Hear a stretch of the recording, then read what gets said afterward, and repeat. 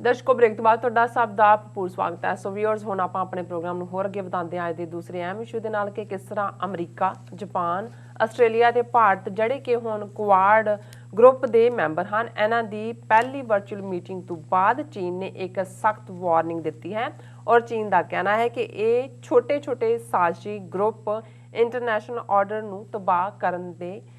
ਲੱਗੇ ਹੋਏ ਨੇ। ਸੋ ਇਸ ਬਾਰੇ ਆਪਾਂ ਵਿਚਾਰ ਚਰਚਾ ਕਰਨ ਜਾ ਰਹੇ ਹਾਂ। ਸੋ ਅਸੀਂ ਚਾਹਾਂਗੇ ਕਿ ਤੁਸੀਂ ਨਾਲ ਇਸੇ ਤਰ੍ਹਾਂ ਹੀ ਬਣੇ ਰਹਿਣਾ, ਦੇਖਣ ਸੁਣ ਲਿਆ ਲਿਖਣ ਲਈ ਤੁਹਾਡਾ ਸਭ ਦਾ ਬਹੁਤ ਬਹੁਤ ਸ਼ੁਕਰੀਆ ਜੀ। ਡਾਕਟਰ ਸਾਹਿਬ ਕੀ ਕਹਿਣਾ ਚਾਹੋਗੇ? ਦੇਖੋ, ਪਿਛਲੇ ਹਫਤੇ ਅਸੀਂ ਡਿਸਕਸ ਕੀਤਾ ਸੀ ਕਿ ਕਿਵੇਂ ਇਹਨਾਂ ਚਾਰ ਦੇਸ਼ਾਂ ਅਮਰੀਕਾ, ਆਸਟ੍ਰੇਲੀਆ ਔਰ ਜਾਪਾਨ ਔਰ ਭਾਰਤ, ਜਿਨ੍ਹਾਂ ਦਾ ਬੇਸ਼ੱਕ ਬਣਤਰ ਤਾਂ 2017 ਤੋਂ ਹੀ ਸੀ, ਹਵਾ 'ਚ ਲਟਕ ਰਹੀ ਸੀ, ਇੱਕ ਅੱਧੀ ਵਾਰੀ ਇਨਫੋਰਮਲ ਜਿਹੀ ਗੱਲਬਾਤ ਹੋਈ, ਪਰ ਬਾਈਡਨ ਐਡਮਿਨਿਸਟ੍ਰੇਸ਼ਨ ਨੇ ਜਦੋਂ ਆਪਣਾ ਪਾਲਿਸੀ ਡਾਕੂਮੈਂਟ 2 ਹਫ਼ਤੇ ਪਹਿਲਾਂ ਜਾਰੀ ਕੀਤਾ, ਜਿਸ 'ਚ ਉਹਨਾਂ ਨੇ ਕਿਹਾ ਕਿ ਵੀ ਜਿਹੜੀ ਟਰੰਪ ਐਡਮਿਨਿਸਟ੍ਰੇਸ਼ਨ ਦੀ ਚੀਨ ਪ੍ਰਤੀ ਪਾਲਿਸੀ ਹੈ ਉਹਨੂੰ ਅਸੀਂ ਜਾਰੀ ਰੱਖਾਂਗੇ। ਬੇਸ਼ੱਕ ਉਹਦੇ 'ਚ ਉਹਨਾਂ ਨੇ ਕਿਹਾ ਕਿ ਵੀ ਅਸੀਂ ਜਿਹੜਾ ਜਿੱਥੇ ਗੱਲਬਾਤ ਦੀ ਲੋੜ ਹੋਏਗੀ ਗੱਲਬਾਤ ਵੀ ਕਰਾਂਗੇ। ਸੋ ਇੰਨੀ ਇੱਕ ਸੌਫਟਨੈਸ ਜਾਂ ਲਚਕ ਦਿਖਾਉਣ ਦੀ ਕੋਸ਼ਿਸ਼ ਕੀਤੀ ਗਈ, ਲੇਕਿਨ ਇਸ ਤੋਂ ਇਹ ਜ਼ਾਹਰ ਸੀ ਕਿ ਵੀ ਹੌਸਟਿਲਿਟੀ ਚੀਨ ਦੇ ਨਾਲ ਔਰ ਚੀਨ ਸੈਂਟਰਿਕ ਹੀ ਹੁਣ ਅਮਰੀਕਾ ਔਰ ਇਹਨਾਂ ਦੀ ਪੋਲੀਟਿਕਸ ਹੋਏਗੀ। ਔਰ ਪਰ ਜਿਸ ਤੇਜ਼ੀ ਨਾਲ ਇਹ ਕੁਆਡ ਮੀਟਿੰਗ ਨੂੰ ਔਰਗੇਨਾਈਜ਼ ਕੀਤਾ ਗਿਆ, ਵਰਚੁਅਲ ਬੇਸ਼ੱਕ ਸੀ, ਹਾਲਾਂਕਿ ਜਿਵੇਂ ਅਸੀਂ ਇਹ ਕਿਹਾ ਸੀ ਕਿ ਵੀ ਇਹਨਾਂ ਚਾਰਾਂ ਹੀ ਦੇਸ਼ਾਂ ਨੇ ਜਿਹੜਾ ਕਿਸੇ ਦੇ ਮੂੰਹੋਂ ਚੀਨ ਨਹੀਂ ਨਿਕਲਿਆ ਔਰ ਉਹਨਾਂ ਨੇ ਇਹ ਕਹਿ ਕੇ ਕਿ ਜੀ ਕੋਵਿਡ-19 ਵੈਕਸੀਨੇਸ਼ਨ ਦੀ ਡਿਸਟ੍ਰੀਬਿਊਸ਼ਨ ਔਰ ਟੈਕਨੀਕਲ ਐਡਵਾਂਸਮੈਂਟ ਔਰ ਕਲਾਈਮੇਟ ਚੇਂਜ, ਇਹਨਾਂ 3 ਵਿਸ਼ਿਆਂ 'ਤੇ ਗੱਲਬਾਤ ਹੋਈ। ਲੇਕਿਨ ਜਦੋਂ ਤੁਸੀਂ ਭਾਵੇਂ ਉਹ ਕਿਹਾ ਜਾਂਦਾ ਹੈ ਕਿ ਵੀ ਆਖਾਂ ਧੀ ਨੂੰ ਤੇ ਸੁਣਾਵਾਂ ਨੂੰ ਸਮਝਾਵਾਂ ਨਹੀਂ, ਸੁਣਾਵਾਂ ਸਮਝਾਉਣਾ ਹੋਵੇ ਫਿਰ ਤਾਂ ਸਿੱਧਾ ਹੀ ਸਮਝਾ ਸਕਦੀ ਹੈ, ਉਹ ਤਾਂ ਤਾਨਾ ਮਾਰਨਾ। ਲੇਕਿਨ ਉਹ ਜਦੋਂ ਧੀ ਨੂੰ ਕਹਿ ਰਹੀ ਹੁੰਦੀ ਹੈ, ਨੂੰਹ ਨੂੰ ਸਮਝ ਆ ਜਾਂਦੀ ਹੈ ਕਿ ਇਹ ਸੱਸ ਰਾਣੀ ਦਾ ਮਤਲਬ ਕੀ ਹੈ। ਸੋ ਬੇਸ਼ੱਕ ਚੀਨ ਨੇ ਉਸ ਤੋਂ ਇੱਕਦਮ ਪਹਿਲਾਂ ਇਹ ਕਿਹਾ ਸੀ ਕਿ ਭਾਈ ਇਹ ਕੋਈ ਵੀ ਇਸ ਕਿਸਮ ਦੀ ਗਰੁੱਪਬਾਜ਼ੀ ਔਰ ਦੂਸਰੀ ਜਿਹੜੀ ਹੈ ਉਹ ਠੀਕ ਨਹੀਂ ਹੈ ਔਰ ਦੁਨੀਆ 'ਚ ਸਾਨੂੰ ਆਪਸੀ ਕੋਆਪਰੇਸ਼ਨ ਔਰ ਕੋਵਿਡ-19 ਦੇ ਇਸ ਕ੍ਰਾਈਸਿਸ ਤੋਂ ਬਾਅਦ ਜਿਹੜਾ ਹੈ ਉਹ ਸਾਰਿਆਂ ਦੇ ਇੰਟਰਸਟ ਜੁੜੇ ਹੋਏ ਨੇ। ਔਰ ਇਹ ਵੀ ਸੱਚ ਹੈ ਕਿ ਉਸ 'ਚ ਕੋਈ ਚੀਨ ਲਫ਼ਜ਼ ਕਿਸੇ ਨੇ ਮੂੰਹੋਂ ਕਿਹਾ ਨਹੀਂ ਹੈ। ਔਰ ਉਸ ਤੋਂ ਬਾਅਦ ਇੱਕ ਕਾਰਟੂਨ ਜਿਹੜਾ ਸੋਸ਼ਲ ਮੀਡੀਆ 'ਤੇ ਵੀ ਔਰ ਕੁਝ ਪਬਲੀਕੇਸ਼ਨ 'ਚ ਵੀ ਬੜਾ ਪੋਪੂਲਰ ਹੋਇਆ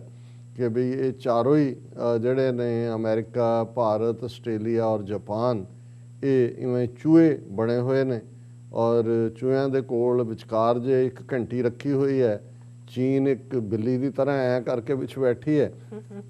ਔਰ ਚੂਹੇ ਇੱਕ ਦੂਜੇ ਵੱਲ ਦੇਖ ਕੇ ਕਹਿ ਰਹੇ ਨੇ ਵੀ ਹੈ ਤਾਂ ਠੀਕ ਹੈ, ਇਹਦੇ ਗਲ 'ਚ ਘੰਟੀ ਕੌਣ ਬੰਨੇਗਾ। ਸੋ ਇਹਨੇ ਉਹ ਕਹਾਣੀ ਦੀ ਯਾਦ ਦਹਾਨੀ ਕਰਵਾ ਦਿੱਤੀ ਕਿ ਭਾਈ ਚੂਹਿਆਂ ਦੀ ਇੱਕ ਵੱਡੀ ਕਾਨਫਰੰਸ ਹੋਈ, ਉਹਨਾਂ ਨੇ ਕਿਹਾ ਕਿ ਇਹ ਬਿੱਲੀ ਨੇ ਸਾਡਾ ਜੀਣਾ ਹਰਾਮ ਕੀਤਾ ਹੈ, ਅਸੀਂ ਮਸੀਂ ਜੰਮ ਕੇ ਨਿਆਣੇ ਅੱਗੇ ਤੋਰਦੇ ਆ, ਇੱਕ ਮਾਲਕ ਘਰ ਦੇ ਕੋਈ ਬਿੱਲੀ ਲੈ ਆਉਂਦੇ ਆ, ਉਹ ਖਾ ਜਾਂਦੀ ਹੈ ਸਾਰਿਆਂ ਨੂੰ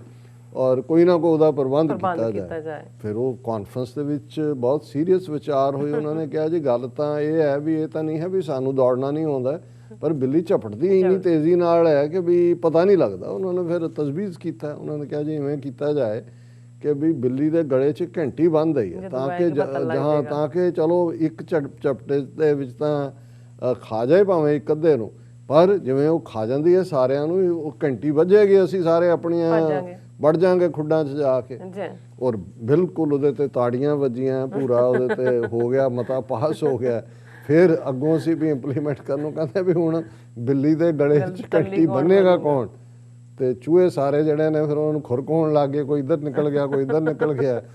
ਉੱਥੇ ਕੰਮ ਹੋ ਗਿਆ। ਸੋ ਹੁਣ ਅਸਲ 'ਚ ਜਿਹਨੇ ਵੀ ਇਹ ਕਾਰਟੂਨ ਜਾਂ ਇਹ ਵਿਅੰਗ ਕੀਤਾ, ਗੱਲ ਬਿਲਕੁਲ ਠੀਕ ਹੈ ਕਿ ਵੀ ਜੇ ਤੁਸੀਂ ਚਾਰ ਇਹਨੇ ਆਪਣੇ ਆਪ ਨੂੰ ਵੱਡੇ ਤਾਕਤਵਰ ਕਹਿਣ ਵਾਲੇ ਕਰ ਰਹੇ ਹੋ, ਚੀਨ ਦਾ ਨਾਂ ਤੁਹਾਡੇ ਮੂੰਹੋਂ ਨਹੀਂ ਨਿਕਲਦਾ, ਗੱਲ ਤਾਂ ਉਹੀ ਹੋ ਗਿਆ ਨਾ ਵੀ ਚੀਨ ਦੇ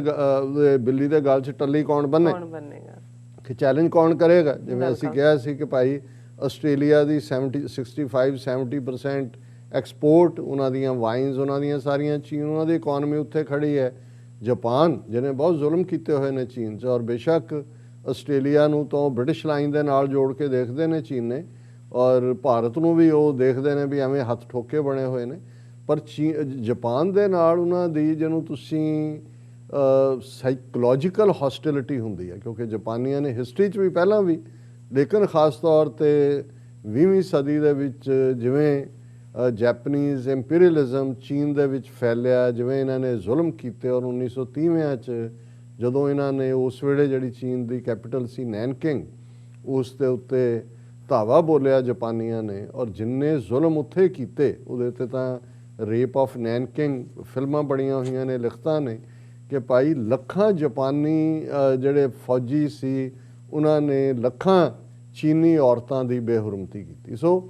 ਚੀਨ ਦੇ ਅੰਦਰ ਜਿਹੜਾ ਇਸ ਦੇ ਲਈ, ਹਾਲਾਂ ਸਾਨੂੰ ਜੇ ਕੋਈ ਪੁੱਛੇ ਕਿ ਚੀਨੀ ਤੇ ਜਾਪਾਨੀ ਦੀ ਸ਼ਕਲ ਦੇਖ ਕੇ ਫਰਕ ਦੱਸੋ, ਅਸੀਂ ਦੱਸ ਨਹੀਂ ਸਕਦੇ, ਉਹੀ ਰੇਸ ਹੈ, ਮੰਗੋਇਡ ਨੇ। ਲੇਕਿਨ ਮਤਲਬ ਜਦੋਂ ਤੁਸੀਂ ਹਿਸਟਰੀ ਦੀ ਗੱਲ ਕਰਦੇ ਹੋ ਤਾਂ ਫਿਰ ਉਹ ਪਾਰਟ ਹੈ। ਸੋ ਲੇਕਿਨ ਇਹਦੇ ਬਾਵਜੂਦ ਜਾਪਾਨੀਆਂ ਨੇ ਪੋਸਟ ਸੈਕੰਡ ਵਰਲਡ ਵਾਰ ਹਾਲਾਤ ਵੀ ਉਹ ਬਣੇ, ਹਾਲਾਂਕਿ ਅੱਜ ਵੀ ਅਮਰੀਕਾ ਦੇ 50,000 ਸੋਲਜਰ ਜਾਪਾਨ ਦੇ ਵਿੱਚ ਉਹਨਾਂ ਦੇ ਸਟੇਸ਼ਨ ਨੇ, ਉਹਦੀਆਂ ਤਨਖਾਹਾਂ ਵੀ ਉਹੀ ਦਿੰਦੇ ਨੇ ਜਾਪਾਨ ਵਾਲੇ। ਔਰ ਸੈਕੰਡ ਵਰਲਡ ਵਾਰ ਤੋਂ ਬਾਅਦ ਜਿਸ ਕਿਸਮ ਦੀਆਂ ਟਰਮਸ ਲਾਈਆਂ, ਉਹ ਆਪਣੀ ਪੂਰੀ ਫੌਜ ਡਿਵੈਲਪ ਨਹੀਂ ਕਰ ਸਕਦੇ, ਨਿਊਕਲੀਅਰ ਨਹੀਂ ਬਣਾ ਸਕਦੇ, ਔਰ ਈਵਨ ਉਸ ਐਗਰੀਮੈਂਟ ਦਾ ਹਿੱਸਾ ਹੈ ਕਿ ਜਾਪਾਨ ਆਪਣੀ ਫੌਜ ਆਪਣੇ ਮੁਲਕ ਤੋਂ ਬਾਹਰ ਨਹੀਂ ਭੇਜ ਸਕਦਾ। ਇਸੇ ਕਰਕੇ ਜਦੋਂ ਅਫਗਾਨਿਸਤਾਨ ਦੇ ਵਿੱਚ 9/11 ਤੋਂ ਬਾਅਦ ਜਿਹੜੀਆਂ ਨੇ ਉਹ UN ਸਿਕਿਉਰਿਟੀ ਕੌਂਸਲ ਦੇ ਥੱਲੇ ਫੌਜ ਗਈ ਤੇ ਅਮਰੀਕਾ ਨੇ ਕਿਹਾ ਜਾਪਾਨ ਨੂੰ ਕਿ ਭੇਜੋ ਜੀ, ਉਹਨਾਂ ਕਿਹਾ ਨਾ ਜੀ ਨਾ, ਇਹ ਤੁਹਾਡੇ ਨਾਲ ਹੀ ਹੈ, ਤੁਹਾਡਾ ਹੀ ਐਗਰੀਮੈਂਟ ਹੈ ਕਿ ਨਾ ਨਾ ਅਸੀਂ ਨਹੀਂ ਭੇਜ ਸਕਦੇ। ਸੋ ਲੇਕਿਨ ਇਹਦੇ 'ਚ ਕੋਈ ਸ਼ੱਕ ਨਹੀਂ ਕਿ ਜਾਪਾਨ ਇੱਕ ਸਟੇਜ ਤੇ ਬੜੀ ਤੇਜ਼ੀ ਨਾਲ ਇਕਨੋਮਿਕਲੀ ਅੱਗੇ ਵਧਿਆ ਸੀ। ਜਿਵੇਂ ਅੱਜ ਚੀਨੀਆਂ ਦੇ ਖਿਲਾਫ ਇੱਕ ਅਮਰੀਕਾ ਦੇ ਵਿੱਚ ਉਸ ਕਿਸਮ ਦਾ ਜੀ ਇਹ ਵੀ ਉਹਨਾਂ ਨੇ ਖਰੀਦ ਲਿਆ, ਉਹ ਵੀ ਖਰੀਦ ਲਿਆ, ਫਲਾਣਾ 80ਵਿਆਂ ਦੇ ਵਿੱਚ ਜਾਂ ਈਵਨ 90ਵਿਆਂ ਦੇ ਸ਼ੁਰੂ 'ਚ ਵੀ ਇਹ ਅਮਰੀਕਾ 'ਚ ਇਹੀ ਸੀ ਕਿ ਜੀ ਜਾਪਾਨੀਆਂ ਨੇ ਫਲਾਂ ਹਾਲੀਵੁੱਡ ਵਾਲੇ ਵੀ ਖਰੀਦ ਲਏ, ਫਲਾਣੇ ਥੀਏਟਰ ਖਰੀਦ ਲਏ, ਫਲਾਣੀ ਚੇਨ ਖਰੀਦ ਲਈ, ਔਰ ਜਿਹੜਾ ਉਹਨਾਂ ਦੀ ਕਰੰਸੀ ਹੈ ਯੈਨ, ਉਹ ਬਹੁਤ ਸਟਰੋਂਗਰ ਸੀ ਦੁਨੀਆ 'ਚ। ਲੇਕਿਨ ਫਿਰ ਜਦੋਂ ਡਾਊਨਫਾਲ ਮੁਲਕਾਂ ਦੇ ਹੁੰਦੇ ਨੇ ਜਾਂ ਇਨਸਾਨਾਂ ਦੇ ਹੁੰਦੇ ਨੇ, ਉਹ ਤਾਂ ਪਤਾ ਵੀ ਨਹੀਂ ਲੱਗਦਾ ਹੈ ਵੀ ਕਦੋਂ ਕੀ ਹੁੰਦਾ। ਫਿਰ ਵੀ ਜਾਪਾਨ ਸੰਭਲਿਆ ਹੋਇਆ, ਲੇਕਿਨ ਅੱਜ ਵੀ ਉਹਦੀ ਟ੍ਰੇਡ ਦਾ ਔਰ ਦੂਸਰਾ ਵੱਡਾ ਹਿੱਸਾ ਚੀਨ ਦੇ ਨਾਲ ਜੁੜਿਆ ਹੋਇਆ, ਔਰ ਉਹ ਸਮਝਦਾ ਜਾਪਾਨ ਕਿ ਭਾਈ ਜਦੋਂ ਤੱਕ ਅਮਰੀਕਨਾਂ ਦੇ ਬੇੜੇ ਆਉਣੇ ਨੇ ਜਾਂ ਉਹਨਾਂ ਨੇ ਕਰਨਾ, ਚੀਨ ਦਾ ਜੇ ਕਹਿਰ ਡਿੱਗਿਆ ਤੇ ਚੀਨ ਪਿਛਲਾ ਹਿਸਾਬ ਵੀ ਬਰਾਬਰ ਕਰੇਗਾ। ਭਾਰਤ ਉਹਨੂੰ ਕੀ ਕਹਿੰਦੇ ਨੇ ਕਿ ਬਈ ਕਿਆ ਪਿੱਦੀ ਕਾ ਸ਼ੋਰਬਾ, ਇਹ ਉਹਨਾਂ ਦੇ ਵਿੱਚ ਤਾਂ ਵੜ ਗਏ ਨੇ ਜਾ ਕੇ, ਕਿਉਂਕਿ ਜਿਹੜੀਆਂ ਹਿੰਦੂਤਵੀਆਂ ਦੀਆਂ ਨੀਤੀਆਂ ਉਹਨਾਂ ਨੂੰ ਸੀ ਜੀ ਚਲੋ ਟਰੰਪ ਐਡਮਿਨਿਸਟ੍ਰੇਸ਼ਨ ਵੇਲੇ ਖਾਸ ਤੌਰ 'ਤੇ ਉੱਥੇ ਮੋਦੀ ਰਜੀਮ ਕਿ ਇਹਨਾਂ ਦੇ ਨਾਲ ਸਾਡਾ ਰਹੇ, ਅਸੀਂ ਇੱਥੇ ਮਾਈਨੋਰਟੀਜ਼ ਦਾ ਘਾਣ ਕਰੀਏ, ਇਹ ਰਾਈਟ ਵਿੰਗਰ ਉੱਥੇ ਲੱਗੇ ਹੋਏ ਨੇ ਅਮਰੀਕਾ 'ਚ ਇਸ ਕਿਸਮ ਦਾ ਕਰਨ ਨੂੰ, ਔਰ ਕੋਈ ਪੁੱਛੇਗਾ ਨਹੀਂ। ਉਹਨਾਂ ਨੇ ਤਾਂ ਕਦੇ ਸ਼ਾਇਦ ਹੁਣ ਉਹਨਾਂ ਨੇ ਰਿਅਲਾਈਜ਼ ਕਰਨਾ ਸ਼ੁਰੂ ਕੀਤਾ ਕਿ ਭਾਈ ਇਹ ਤਾਂ ਸਾਡੀਆਂ ਲੱਤਾਂ ਬਾਹਾਂ ਬੰਨ੍ਹ ਕੇ ਅਸੀਂ ਤਾਂ ਮਗਰਮੱਛ ਦੇ ਸਾਹਮਣੇ ਬਹਿ ਗਏ, ਮਗਰਮੱਛ ਅਜੇ ਮੂੰਹ ਵੀ ਨਹੀਂ ਖੋਲ ਰਿਹਾ ਤੇ ਉੱਥੇ ਹੀ ਡਰੀ ਜਾਂਦੇ ਨੇ, ਔਰ ਉਹਨਾਂ ਨੂੰ ਇਸ ਕਿਸਮ ਦੀ ਇਹਨਾਂ ਨੇ ਆਪਣੀ ਨੀਤੀ ਬਣਾ ਲਈ। ਲੇਕਿਨ ਇਹ ਅਵੇਟਡ ਸੀ ਕਿ ਜਦੋਂ ਇਹਨਾਂ ਦੀ ਹੁਣ ਇਹ ਹੋ ਗਈ, ਹਾਲਾਂ ਉਹਦੇ 'ਚ ਉਹਨਾਂ ਨੇ ਚੀਨ ਦਾ ਨਾਂ ਨਹੀਂ ਲਿਆ, ਸਿਰਫ ਜਿਹੜੀ ਹੈ ਉਹ ਕਲਾਈਮੇਟ, ਕੋਵਿਡ-19 ਔਰ ਟੈਕਨੋਲੋਜੀ ਦਾ ਜ਼ਿਕਰ ਕੀਤਾ ਵੀ ਚੀਨ ਦਾ ਕੀ ਰਿਐਕਸ਼ਨ ਹੋਏਗਾ। ਚੀਨ ਇਹ ਸਮਝਦਾ ਹੈ ਕਿ ਵੀ ਇਹ ਅਜੇ ਵਾਰਮ ਅਪ ਹੋ ਰਹੇ ਨੇ, ਕਿਉਂਕਿ ਅਲਟੀਮੇਟਲੀ ਅਮਰੀਕਾ ਨੇ ਇਹਨਾਂ ਨੂੰ ਹੀ ਝੋਕਣਾ ਸਾਡੇ ਖਿਲਾਫ, ਔਰ ਚੀਨ ਨੇ ਇਸ ਦੇ ਉੱਤੇ ਆਪਣਾ ਸਖਤ ਰਿਐਕਸ਼ਨ ਦਿੱਤਾ ਹੈ। ਔਰ ਇਹਨਾਂ ਦਾ ਹੀ ਮੀਡੀਆ, ਇੰਡੀਅਨ ਮੀਡੀਆ ਹੀ ਇਸ ਨੂੰ, ਉਹਨਾਂ ਦੀ ਨਿਊਜ਼ ਏਜੰਸੀ ਦੀ ਖਬਰ ਹੈ, Quad summit small cliques will destroy international order says China. ਹੁਣ ਜਦੋਂ ਤੁਸੀਂ ਕਲਿਕਸ ਨੂੰ ਡਿਕਸ਼ਨਰੀ 'ਚ ਜਾ ਕੇ ਦੇਖਦੇ ਹੋ ਤੇ ਉਹਦੇ 'ਚ ਹੈ ਕਿ ਕੰਸਪੀਰੇਟੋਰੀਅਲ ਗਰੁੱਪ, ਇੱਕ ਉਹਦਾ ਇਹ ਵੀ ਮਤਲਬ ਹੈ ਕਿ ਇਹ ਛੋਟੇ ਸਾਜ਼ਿਸ਼ੀ ਗਰੁੱਪ, ਮਤਲਬ ਇਹ ਹੈ ਕਿ ਵੀ ਇਹ ਉਹਨੇ ਸਾਰਾ ਇਹਨੂੰ ਕੁਆਡ ਨੂੰ ਵੈਸੇ ਹੀ ਰਸ਼ੀਆ ਨੇ ਜਾਂ ਦੂਜੇ ਨੇ ਤਾਂ ਇੰਡੋ ਪੈਸੀਫਿਕ ਜਾਂ ਦੂਜਾ ਕੀਤਾ ਹੀ ਨਹੀਂ ਰੈਕਗਨਾਈਜ਼। ਔਰ ਅਸੀਂ ਜ਼ਿਕਰ ਕੀਤਾ ਸੀ ਕਿ ਜਿੱਦਣ ਇਹਨਾਂ ਦੀ ਵਰਚੁਅਲ ਮੀਟਿੰਗ ਸੀ ਉਦੋਂ ਰਸ਼ੀਆ ਨੇ ਚਾਈਨਾ ਦੇ ਨਾਲ ਐਗਰੀਮੈਂਟ ਸਾਈਨ ਕੀਤਾ ਕਿ ਅਸੀਂ ਆਪਣੀ ਜਿਹੜੀ ਹੈ ਸਪੇਸ ਰਿਸਰਚ ਲੈਬ ਮੂਨ ਦੇ ਉੱਤੇ ਇਕੱਠੀ ਆਪਰੇਟ ਕਰਨੀ ਹੈ, ਜਿਹੜਾ ਬਹੁਤ ਵੱਡਾ ਉਹਨਾਂ ਦਾ ਐਕਸ਼ਨ ਸੀ। ਲੇਕਿਨ ਹੁਣ ਚੀਨ ਨੇ ਇਹਨੂੰ ਜਿਹੜਾ ਬਿਲਕੁਲ ਸਮਾਲ ਕਲਿਕਸ ਕਹਿ ਕੇ ਕਿ ਕੰਸਪੀਰੇਟੋਰੀਅਲ ਨੇ, ਵਿਲ ਡਿਸਟਰੋਏ ਇੰਟਰਨੈਸ਼ਨਲ ਆਰਡਰ, कि भाई ये जिहड़ी इंटरनैशनल हारमनी है, जो इंटरनैशनल कहा जाता है, अगों उन्होंने स्पोक्सपर्सन ने क्लीयर किया उहदे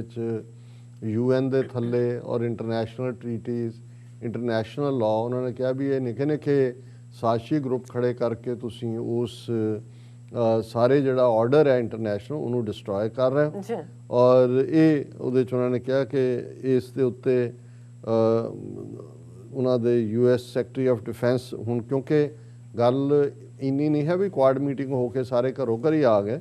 हुण जिहड़ा अमरीका दा सैकटरी ऑफ डिफेंस है जिन्होंने असीं अपनी जबान च डिफेंस मिनिस्टर कहांगे, वो जा रहा है जापान, साउथ कोरिया तो इंडिया के दौरे के उत्ते, और इस दे उत्ते भी अजे उन्हें जाना है इन्हां दिनां च उसका दौरा है, तो उहदे ते उन्होंने कहा कि भी ये जिहड़ा China was the latest that too came at 4 country grouping and the strongest one so far. और उहदे ते उन्हां दे जिहड़ा प्रॉपर ये है कि ये जिहड़ा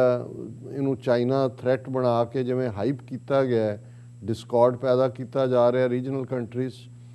और ये सारे का परपज़ जिहड़ा है to disrupt their relations with China. हुण इहदे एग्जैक्ट लफज ने उन्होंने फॉरेन मिनिस्ट्री स्पोक्सपर्सन दे,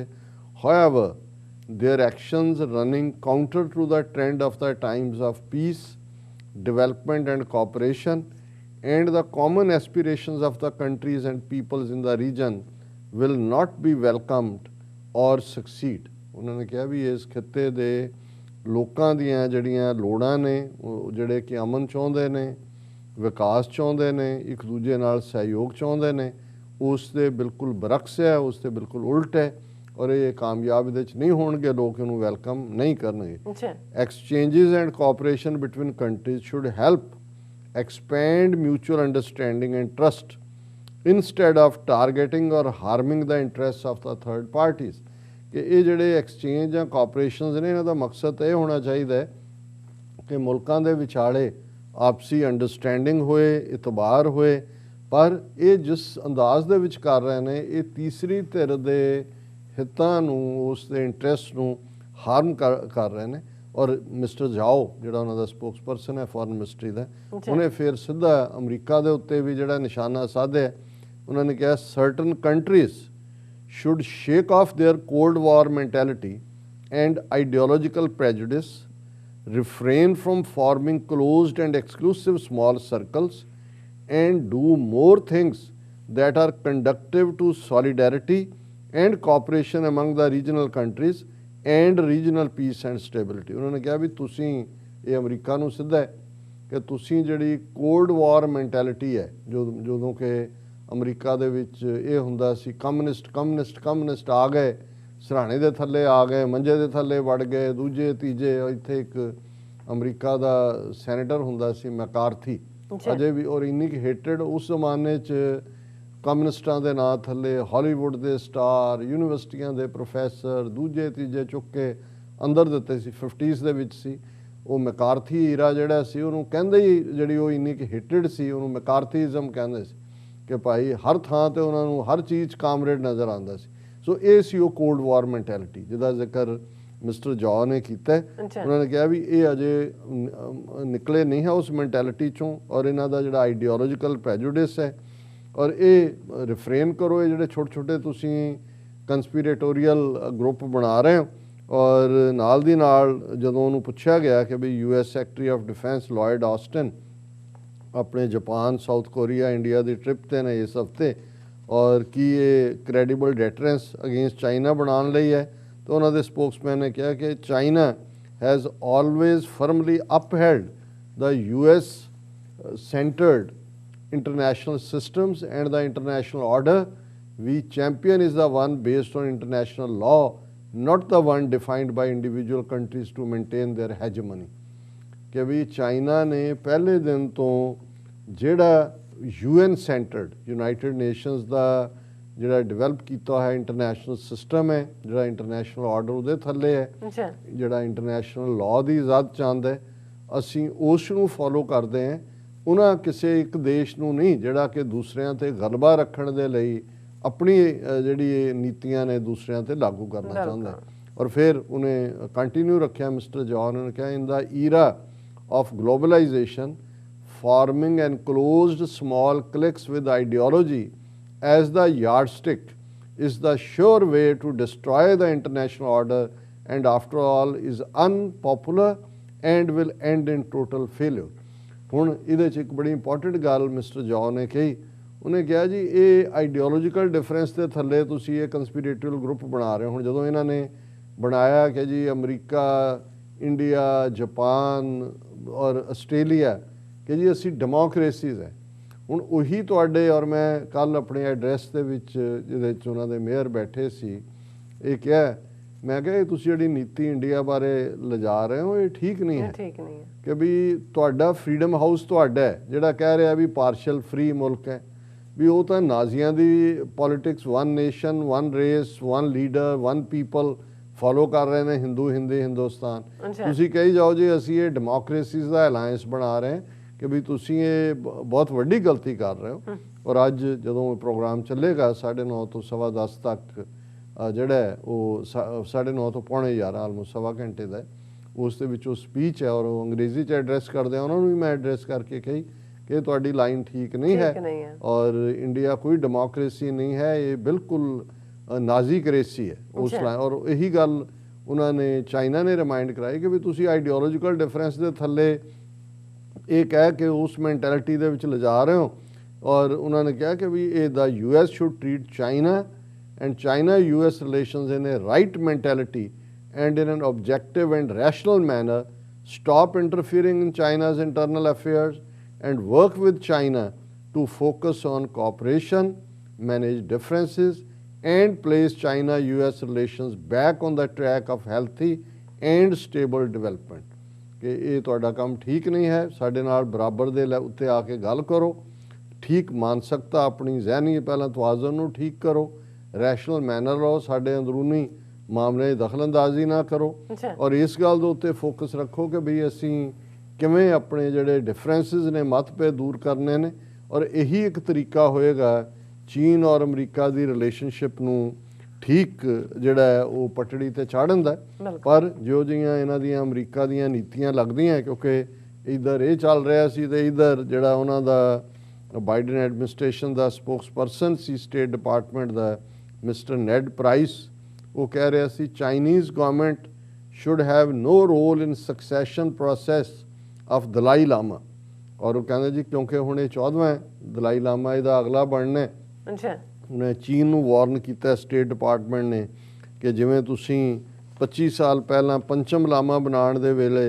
ਜਿਹੜਾ ਉਹਨੂੰ ਡਿਸਅਪੀਅਰ ਕਰ ਦਿੱਤਾ ਸੀ ਔਰ ਇਸ ਤਰੀਕੇ ਨਾਲ ਹੁਣ ਜੇ ਤੁਸੀਂ ਸਮਝੋ ਵੀ ਤੁਸੀਂ 15ਵਾਂ ਦਲਾਈ ਲਾਮਾ ਤੁਸੀਂ ਡਿਕਲੇਅਰ ਕਰੋਗੇ, ਇਹ ਸਾਨੂੰ ਕਬੂਲ ਨਹੀਂ ਹੈ। ਔਰ ਇਹ ਜਿਹੜਾ it is the policy of United States to take all appropriate measures to hold accountable senior officials of the Chinese government or Chinese Communist Party who directly interfere with identification and installation of future 15th Dalai Lama of Tibetan Buddhism, successor of the 14th Dalai Lama, the act said. ਉਹਨੂੰ ਕਹਿੰਦੇ ਜੀ ਤੁਹਾਨੂੰ ਕੋਈ ਹੱਕ ਨਹੀਂ ਹੈ ਕਿ ਤੁਸੀਂ ਹੁਣ ਇਹ ਇਵੇਂ ਹੀ ਹੈ ਕਿ ਜੇ ਚਾਈਨਾ ਅਮਰੀਕਾ ਦੇ ਵਿੱਚ ਤੁਸੀਂ ਸਾਊਥ ਬੈਲਟ ਹੈ ਇਹਨਾਂ ਦੀ 1200 ਤੋਂ ਜ਼ਿਆਦਾ ਇਹਨਾਂ ਦੀਆਂ ਡਿਨੋਮੀਨੇਸ਼ਨਸ ਨੇ,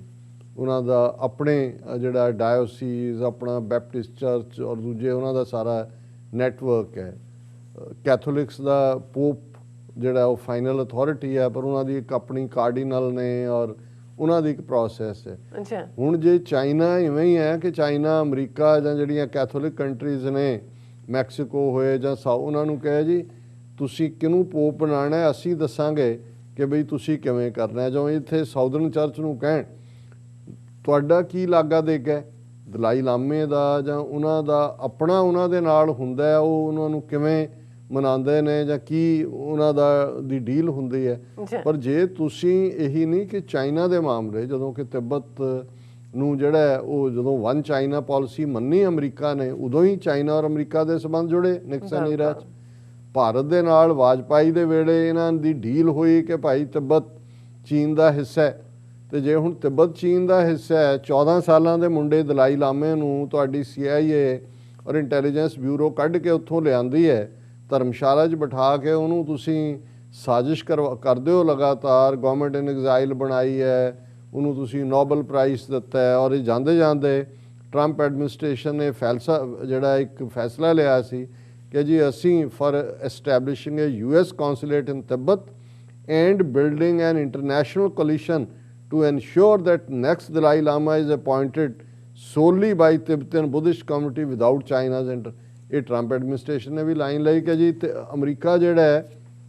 ਉਹ ਤਿੱਬਤ ਦੇ ਵਿੱਚ ਲਹਾਸਾ 'ਚ ਆਪਣਾ ਕੌਂਸੂਲੇਟ ਖੋਲ੍ਹੇਗਾ। ਅੱਛਾ, ਹੁਣ ਇਹ ਜਿਹੜਾ ਹੈ ਉਹਨਾਂ ਦੇ ਸਿੱਧੀ ਦਖਲਅੰਦਾਜ਼ੀ ਨਹੀਂ ਤੇ ਹੋਰ ਕੀ ਹੈ। ਸੋ ਜਿਵੇਂ ਅਸੀਂ ਅਕਸਰ ਇਹ ਫਰੇਜ਼ ਇਸਤੇਮਾਲ ਕਰਦੇ ਹਾਂ ਕਿ ਭਾਈ ਤੁਸੀਂ ਇਹ ਨਹੀਂ ਹੋ ਸਕਦਾ ਕਿ ਵੀ ਤੁਸੀਂ ਸਹਿ ਦੇ ਨਾਲ ਖਰਗੋਸ਼ ਦੇ ਨਾਲ ਵੀ ਦੌੜ ਰਹੇ ਹੋ ਤੇ ਤੁਸੀਂ ਸ਼ਿਕਾਰੀ ਕੁੱਤਾ ਜਿਹੜਾ ਸ਼ਿਕਾਰ ਤੇ ਚੜਿਆ ਉਹਦੇ ਨਾਲ ਵੀ ਹਮਦਰਦੀ ਕਰੋ, ਜਾਂ ਉਹਦੇ ਨਾਲ ਹੋਵੋਗੇ ਜਾਂ ਉਹਦੇ ਨਾਲ ਹੋਵੋਗੇ। ਬਿਲਕੁਲ। ਜੇ ਅਮਰੀਕਾ ਇਹ ਨੀਤੀ ਰੱਖੇਗਾ ਤੇ ਫਿਰ ਜਿਵੇਂ ਟਰੰਪ ਐਡਮਿਨਿਸਟ੍ਰੇਸ਼ਨ ਦੀ ਹੌਸਟਿਲਿਟੀ ਰਹੀ, ਸਾਨੂੰ ਹੋਪ ਸੀ ਕਿ ਬਾਈਡਨ ਐਡਮਿਨਿਸਟ੍ਰੇਸ਼ਨ ਜਿਹੜਾ ਹੈ ਉਹ ਰਿਲੇਟਿਵਲੀ ਵਿਜ਼ਡਮ ਤੋਂ ਕੰਮ ਲਏਗਾ, ਪਰ ਇਹ ਲੱਗਦਾ ਹੈ ਕਿ ਭਾਈ ਇਹ ਵੀ ਉਸੇ ਰਸਤੇ ਹੀ ਤੁਰੇ ਹੋਏ ਨੇ ਤੇ ਇਹ ਉਹੀ ਠੀਕ ਕਿਹਾ ਚੀਨ ਨੇ ਕਿ ਇਹ ਕੋਲਡ ਵਾਰ ਈਰਾ ਮੈਂਟੈਲਿਟੀ ਦੇ ਨਾਲ ਗੱਲ ਨਹੀਂ ਬਣੇਗੀ, ਉਹ ਤਾਂ ਦੁਸ਼ਮਣੀਆਂ ਹੀ ਹੋਣਗੀਆਂ। ਔਰ ਇੰਟਰਨੈਸ਼ਨਲ ਜੇ ਆਰਡਰ ਦੇ ਵਿੱਚ ਯੂਨਾਈਟਿਡ ਨੇਸ਼ਨਸ ਔਰ ਇੰਟਰਨੈਸ਼ਨਲ ਸੰਸਥਾਵਾਂ ਦੀ ਸੁਪਰਾਮੇਸੀ, ਇੰਟਰਨੈਸ਼ਨਲ ਲਾਅ ਦੀ ਮੰਨ ਕੇ ਤੁਰਿਆ ਜਾਏਗਾ ਤੇ ਫਿਰ ਇੱਕ ਹਾਰਮੋਨੀਅਸ ਵਰਲਡ ਹੋਏਗਾ, ਨਹੀਂ ਤਾਂ ਅਸੀਂ ਇੱਕ ਖਤਰੇ 'ਚੋਂ ਨਿਕਲ ਕੇ ਜਿਹੜਾ ਹੈ ਉਹ ਦੂਸਰੇ ਵੱਲ ਵੱਧ ਰਹੇ। ਜੀ ਡਾਕਟਰ ਸਾਹਿਬ, ਤੁਹਾਡਾ ਬਹੁਤ ਬਹੁਤ ਸ਼ੁਕਰੀਆ। ਸਵਾਲ ਲੈਣੇ ਬ੍ਰੇਕ ਤੋਂ ਪਹਿਲਾਂ ਅਸੀਂ ਦਰਸ਼ਕਾਂ ਤੇ ਸਰੋਤਿਆਂ ਨੂੰ ਅਪੀਲ ਤੇ ਬੇਨਤੀ ਕਰਦੀ ਵਿਊਅਰਸ, ਜਿਸ ਤਰ੍ਹਾਂ ਕਿ ਤੁਸੀਂ ਜਾਣਦੇ ਹੋ ਕਿ TV 84 ਇੱਕ ਪੰਥਕ ਚੈਨਲ ਹੈ ਔਰ TV 84 ਦੀ ਚੜ੍ਹਦੀ ਕਲਾ ਲਈ ਵੱਧ ਤੋਂ ਵੱਧ ਡੋਨੇਟ ਕਰੋ। ਡੋਨੇਟ ਕਰਨ ਲਈ ਸਾਡੀ ਵੈਬਸਾਈਟ tv84.tv ਤੇ ਜਾ ਕੇ ਪੇਪਲ ਦੀ ਵਰਤੋਂ ਕਰਕੇ ਵਨ ਟਾਈਮ ਡੋਨੇਟ ਕਰ ਸਕਦੇ ਹੋ, ਮੰਥਲੀ ਡੋਨੇਟ ਵੀ ਕਰ ਸਕਦੇ ਹੋ। ਤੁਸੀਂ ਡੋਨੇਟ ਕਰਨ ਲਈ ਬੈਂਕ ਅਕਾਊਂਟ, ਜ਼ੈਲ, ਹਰ ਕਿਸਮ ਦਾ credit card, debit card, PayPal ਦੀ ਵਰਤੋਂ ਕਰ ਸਕਦੇ ਹੋ। ਤੁਸੀਂ TV 84 ਦੇ ਨਾਮ ਤੇ ਚੈੱਕ ਬਣਾ ਕੇ ਸਾਨੂੰ ਮੇਲ ਵੀ ਕਰ ਸਕਦੇ ਹੋ ਸਾਡੇ ਇਸ ਪਤੇ ਤੇ 36-01 37th Avenue, Long Island City, New York 11101 USA, ਜਾਂ ਫਿਰ ਤੁਸੀਂ ਸਾਨੂੰ ਫੋਨ ਰਾਹੀਂ ਵੀ ਸੰਪਰਕ ਕਰ ਸਕਦੇ ਹੋ ਸਾਡੇ ਫੋਨ ਨੰਬਰ ਤੇ 5166191984। ਤੁਸੀਂ ਸਾਨੂੰ ਈਮੇਲ ਵੀ ਕਰ ਸਕਦੇ ਹੋ support@tv84.tv ਤੇ। ਅਸੀਂ ਤੁਹਾਡੇ ਤਹਿ ਦਿਲ ਤੋਂ ਸ਼ੁਕਰਗੁਜ਼ਾਰ ਹੋਵਾਂਗੇ। ਸੋ ਇੱਥੇ ਲੈਣੇ ਬ੍ਰੇਕ। ਵਿਊਅਰਸ, ਤੁਸੀਂ ਸਾਨੂੰ ਇਸੇ ਤਰ੍ਹਾਂ ਹੀ ਬਣੇ ਰਹਿਣਾ। ਮਿਲਦੇ ਹਾਂ ਛੋਟੇ ਜਿਹੇ ਵਕਫੇ ਤੋਂ ਬਾਅਦ।